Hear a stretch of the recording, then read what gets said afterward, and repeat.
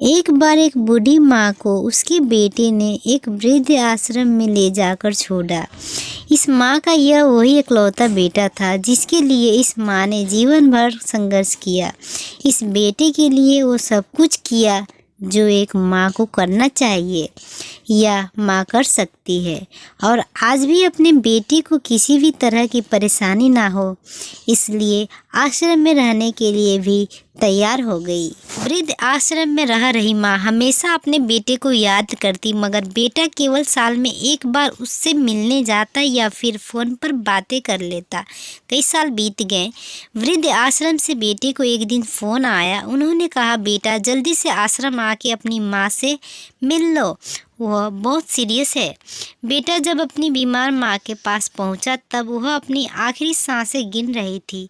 बेटे ने अपनी माँ से उसकी आखिरी इच्छा पूछते हुए कहा, माँ मैं तुम्हारे लिए क्या कर सकता हूँ, बताओ। माँ ने कहा, बेटा आश्रम में गर्मी और मच्छर बहुत ज़्यादा है, यहाँ पर कुछ पंखे लगवा देना।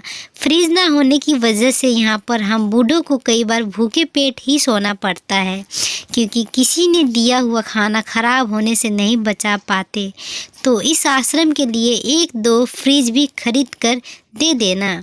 बेटे ने अपनी माँ की सारी बातें सुनी और अपनी माँ से पूछा, आपने इतने साल यहाँ पर निकाल दिए पर आपने कभी भी यह बात मुझसे नहीं कही, और अब जब आपके पास टाइम नहीं बचा है तब आप यह सब बात कह रही हैं, ऐसा क्यों?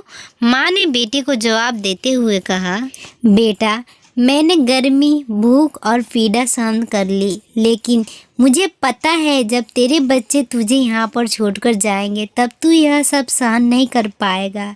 इसीलिए तेरी सुविधा के लिए मैं तुझे यह सब लगवाने के लिए कह रही हूँ।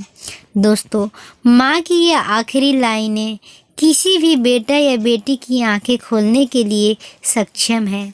इतिहास हमेशा अपने आप को दोहराता है। अगर आप चाहते हैं कि आपके साथ अच्छा व्यवहार हो तो आपको भी दूसरों के साथ वैसा ही व्यवहार करना पड़ेगा।